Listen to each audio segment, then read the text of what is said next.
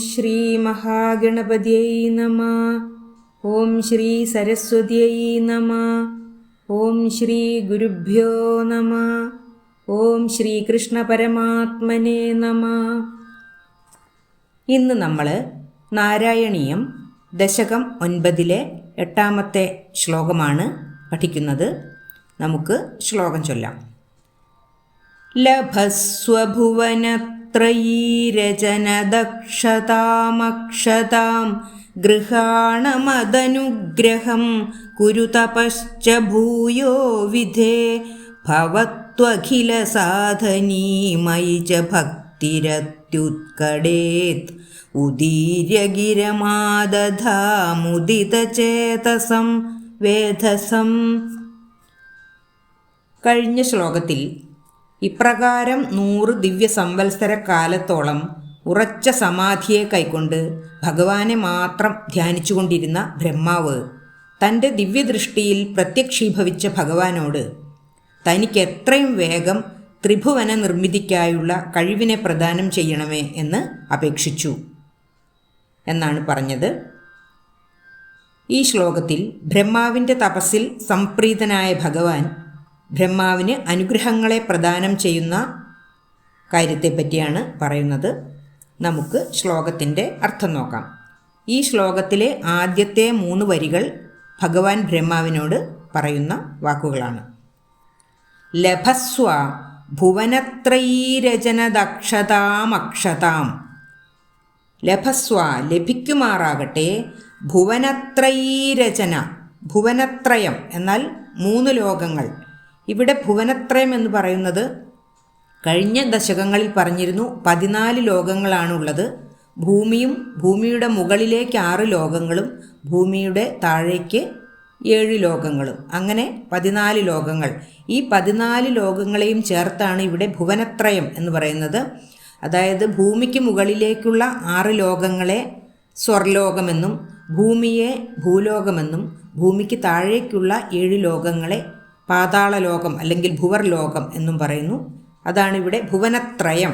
3 ലോകങ്ങളെ രചിക്കുവാനുള്ള സൃഷ്ടിക്കുവാനുള്ള ഭുവനത്രയീ രചന ത്രിഭുവനങ്ങളെ സൃഷ്ടിക്കുവാനുള്ള ദക്ഷതാം കഴിവിനെ, ഭുവനത്രയങ്ങളെ സൃഷ്ടിക്കുവാനുള്ള കഴിവിനെ, അക്ഷതാം ഒരിക്കലും ക്ഷയമില്ലാത്ത ഒരിക്കലും നശിക്കാത്ത കഴിവിനെ, ഈ 3 ലോകങ്ങളെയും സൃഷ്ടിക്കുവാനുള്ള ഒരിക്കലും നശിക്കാത്ത കഴിവിനെ നിനക്ക് ലഭിക്കുമാറാകട്ടെ എന്ന് ബ്രഹ്മദേവനോട് ഭഗവാൻ പറയുകയാണ്. ഗൃഹാണമദനുഗ്രഹം കുരു തപശ്ച ഭൂയോ വിധേ. ഗൃഹാണ എന്നാൽ സ്വീകരിച്ചുകൊള്ളൂ, മദനുഗ്രഹം മദ് എൻ്റെ അനുഗ്രഹം, ഗൃഹാണമദനുഗ്രഹം എൻ്റെ അനുഗ്രഹത്തെ നീ സ്വീകരിച്ചുകൊള്ളൂ. കുരു ചെയ്താലും, തപശ്ച തപഹ ച തപസ് ഇനിയും, ഭൂയോ എന്നാൽ ഇനിയും തപസ്സു ചെയ്താലും, വിധേ വിധി എന്നാൽ ബ്രഹ്മാവ്, വിധേ എന്നാൽ അല്ലയോ ബ്രഹ്മദേവ എന്നാണ്. അതായത് ത്രിഭുവനങ്ങൾ സൃഷ്ടിക്കുവാനുള്ള ഒരിക്കലും നശിക്കാത്ത കഴിവിനെ നിനക്ക് ലഭിക്കുമാറാകട്ടെ, എൻ്റെ അനുഗ്രഹത്തെ ഇതാ നീ സ്വീകരിച്ചുകൊള്ളൂ. എങ്കിലും ഇനിയും തപസ് തുടരുക തന്നെ വേണം. ഭവത്വഖിലസാധനീ മയി ച ഭക്തിരത്യുത്കടേത് ഉദീര്യഗിരമാദധാ മുദിതചേതസം വേധസം. ഭവതു ഭവിക്കട്ടെ, അഖിലസാധനീ എല്ലാ കാര്യങ്ങളെയും സാധിപ്പിച്ചു തരുന്ന, മയി ച ഭക്തി മയി ച എന്നിലുള്ള, മയി എന്നാൽ എന്നിലുള്ള, ഭക്തി ച ഭക്തിഹി ച ഭക്തിയും, അത്യുത്കടേ അതിതീവ്രമായ ഭക്തിയും.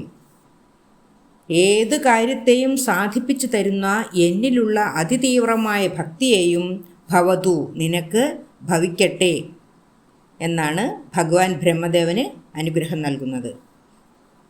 ഇത്യുദീര്യ ഗിരമാദധാ മുദിതചേതസം വേധസം.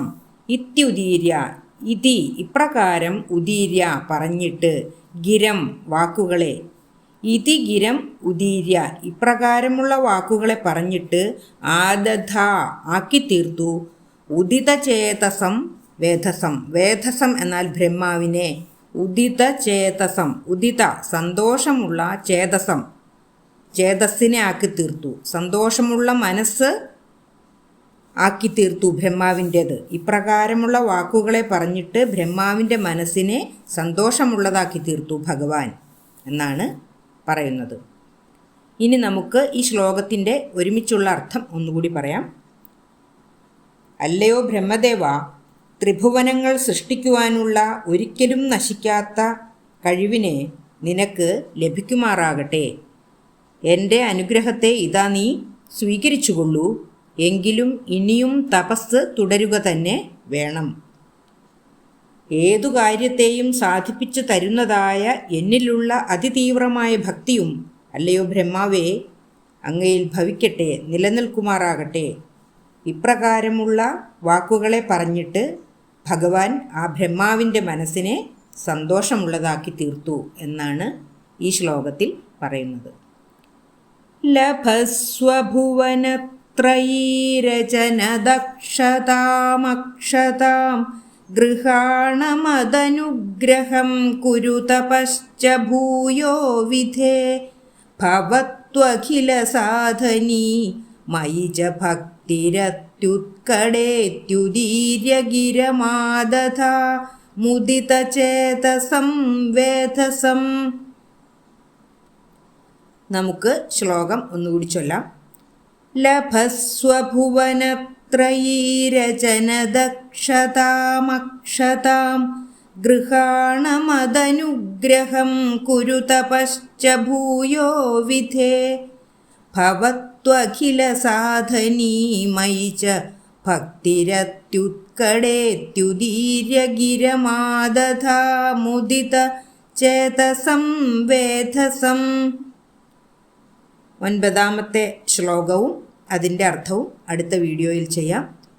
സർവത്ര ഗോവിന്ദനാമ സങ്കീർത്തനം. ഗോവിന്ദ ഗോവിന്ദ. ഓം ശ്രീകൃഷ്ണ പരമാത്മനേ നമഃ.